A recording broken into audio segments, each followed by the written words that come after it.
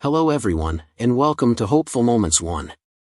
Today, we're diving into a story that highlights an important issue: unrealistic expectations, arrogance, and a lack of self-awareness in the workplace. This story also sheds light on the disparities in wage levels across different regions and the lack of understanding about fair salaries based on experience and job roles. Today's story will take you through a surprising situation. Despite having little experience and being a recent graduate, the individual confidently demanded a high salary, claiming he deserved it due to his past achievements. However, these achievements did not align with the realities of the current labor market. His overconfidence and unreasonable demands surprised the interviewer, who ultimately decided to reject him. If you find this story interesting and packed with valuable lessons, don't forget to like, share, and subscribe for more insightful content. I currently work at a small company with about 40 employees.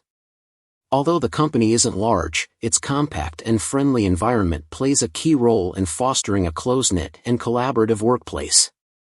My company operates in a specialized field that requires a high level of flexibility and strong teamwork.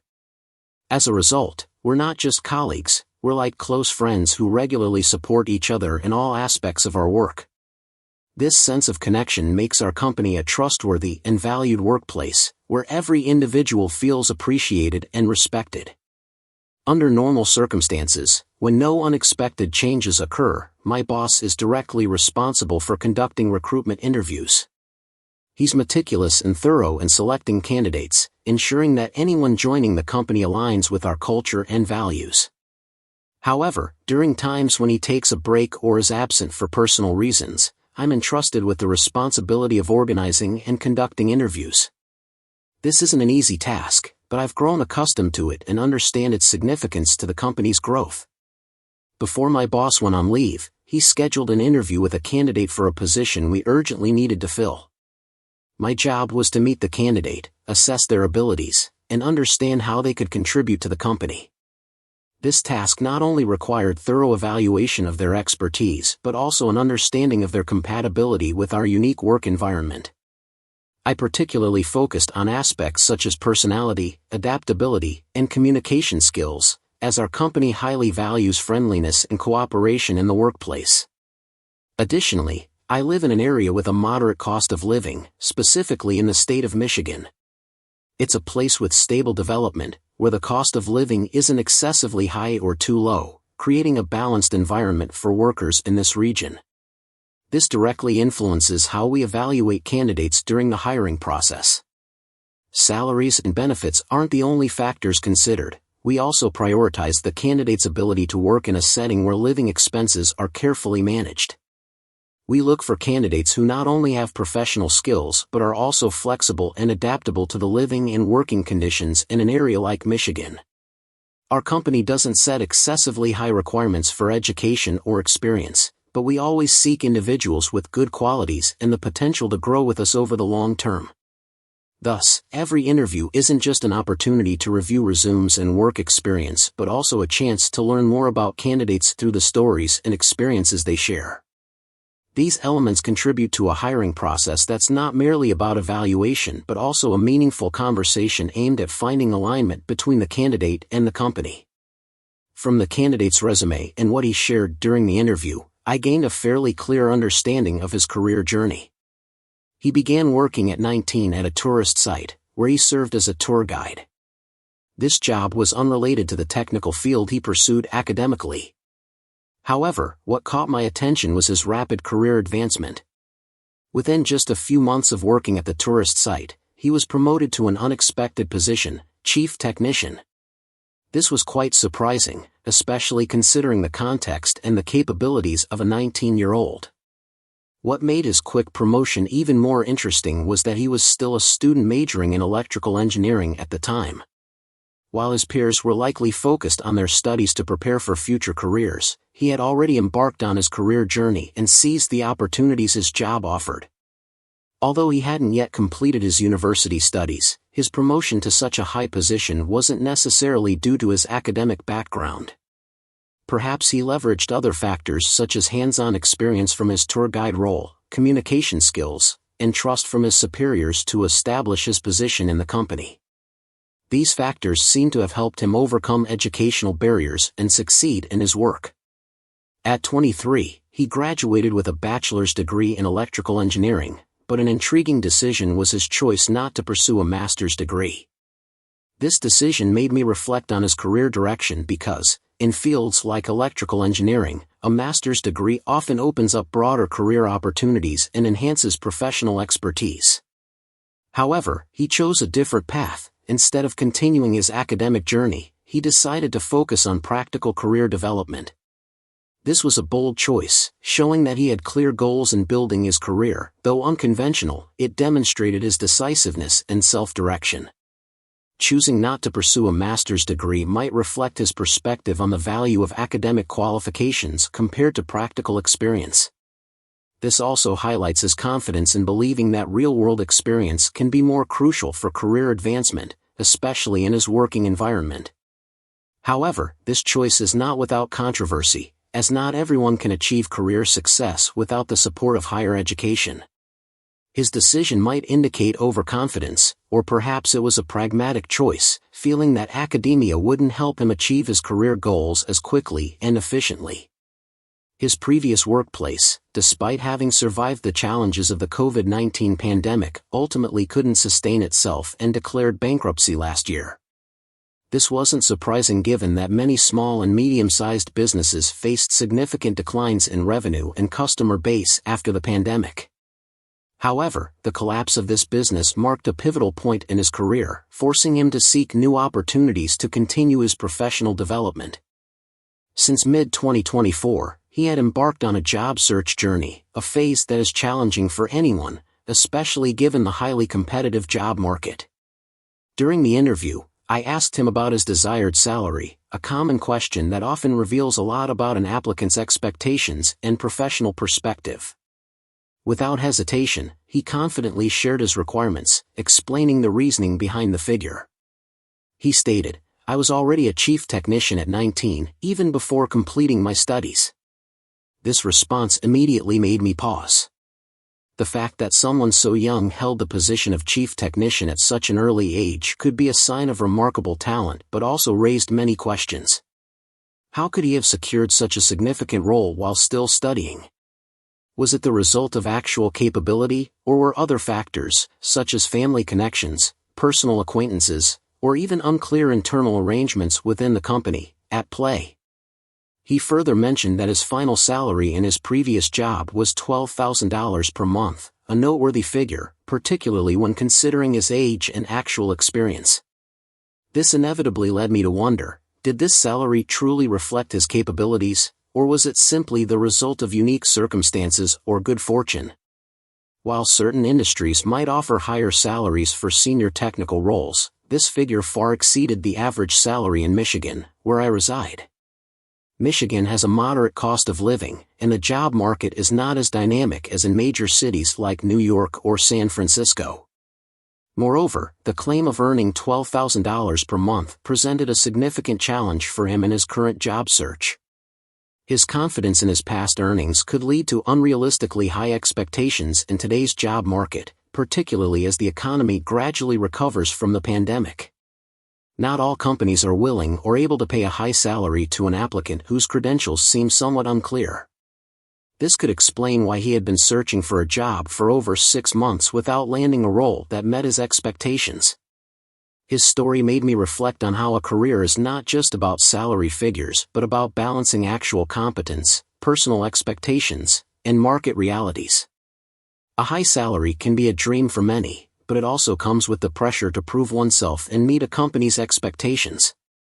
For him, his confidence in his past achievements might serve as both a motivator and a hindrance, making it difficult for him to adapt to the harsh realities of the current job market. He continued with a tone of evident pride, "Given how talented and exceptional I am, I deserve such a salary here." This statement immediately made the interview atmosphere heavier. Rather than a declaration of his abilities, it came across as excessive overconfidence, leaving no room for humility or a thoughtful understanding of the reality.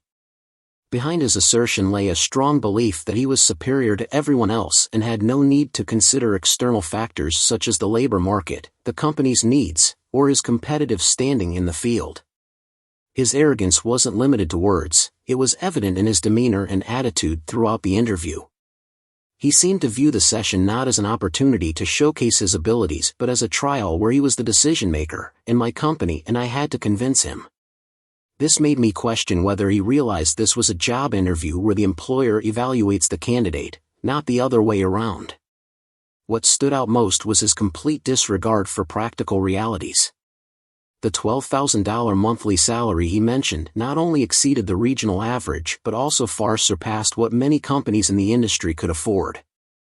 His demand for the salary, coupled with his arrogant attitude, revealed not just a lack of understanding of the labor market but also a failure to acknowledge the challenges and competition in the professional workplace.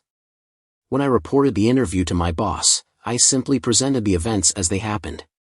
It didn't take long for my boss to decide to reject him. "This is absolutely unacceptable," he said, his tone a mix of surprise and disappointment. From my boss's perspective, someone who had hired and worked with hundreds of employees over his career, the applicant's blind confidence seemed not just an indication of arrogance but a warning about his ability to integrate into the company culture. Someone who lacks humility and sensitivity in their behavior would find it difficult to work effectively in an environment that values collaboration and mutual respect. Additionally, this attitude raised concerns about his ability to work as part of a team. Someone overly proud of themselves and unwilling to consider other opinions could become a significant barrier to teamwork. From personal experience, I know that harmony within a team depends not only on professional skills but also on a positive attitude, a willingness to listen, and an openness to feedback. For a small company like ours, where team members must work closely together to achieve common goals, hiring someone with such a self-centered mindset would be entirely unfeasible. This story left me with a profound lesson about the importance of attitude in the workplace. Even if a candidate has an impressive resume or exceptional skills, an unsuitable attitude can be the decisive factor in their rejection during the hiring process. Confidence is necessary, but if it crosses the line, it turns into arrogance, a trait that not only creates a negative impression but also serves as a significant obstacle to building a sustainable career. Today's labor market demands not only professional competence but also individuals who can integrate well, learn humbly, and adapt flexibly to reality. Somehow, he managed to achieve a dream salary and position at the young age of 19, a time when most people are still searching for the right career path, not to mention that he was still pursuing his college education. A young person with little practical experience and an incomplete education landing a chief technician role with a staggering salary was indeed unusual. However, what's noteworthy here is not his past luck but how he allowed that luck to shape a blind belief in his self-worth. Achieving significant success at a young age can easily lead someone to believe that their achievements are solely the result of their talent, rather than a combination of factors such as timing, opportunity, and circumstances. This delusion seemed to have deeply ingrained itself in his mindset, making him believe that he was unique, incomparable, and deserving of a high salary regardless of timing or workplace realities. This perspective, when assessed objectively, is not only unrealistic but also highlights a lack of understanding of today's labor market, where value must be continuously proven through genuine capability, not just past titles or salaries. Instead of viewing his past achievements as a foundation for continued growth, he seemed to treat them as a permanent guarantee of his value. He believed that the salary and position he once held would naturally follow him to any company he applied to. What he failed to realize is that past success doesn't always guarantee a bright future, especially without continuous development and adaptation. In today's world, where competition grows fiercer by the day, an impressive title from the past cannot replace current competence, a learning mindset, and the ability to make meaningful contributions in the present.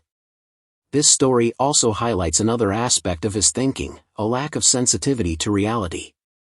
His insistence on demanding a salary of $12,000 per month, a figure that is utterly unrealistic for a company in the region, clearly showed that he had given no consideration to the labor market context. This wasn't just an unreasonable demand, it was a glaring example of his lack of preparation and thorough research before stepping into the interview. A candidate who is thoughtful and well-informed about the market would not set expectations so far removed from reality, as doing so only serves to eliminate themselves from contention. Furthermore, his excessive confidence not only left me frustrated but also raised questions about his ability to integrate into a workplace environment. Someone who consistently believes they are superior to everyone else is unlikely to collaborate effectively with colleagues, as they tend to disregard the opinions of others.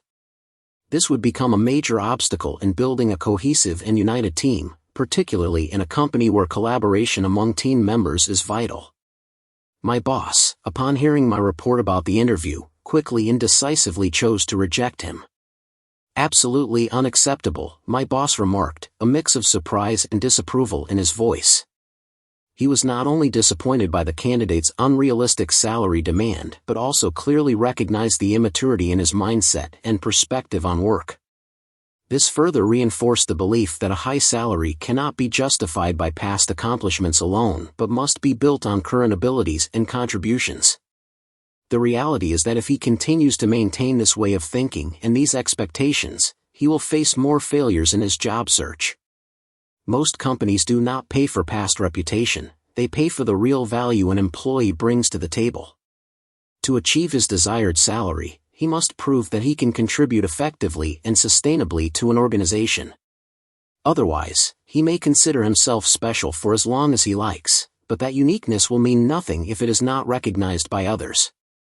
And perhaps, his 6-month-long job search journey is the clearest lesson to remind him that the labor market demands practicality and flexibility, not baseless expectations.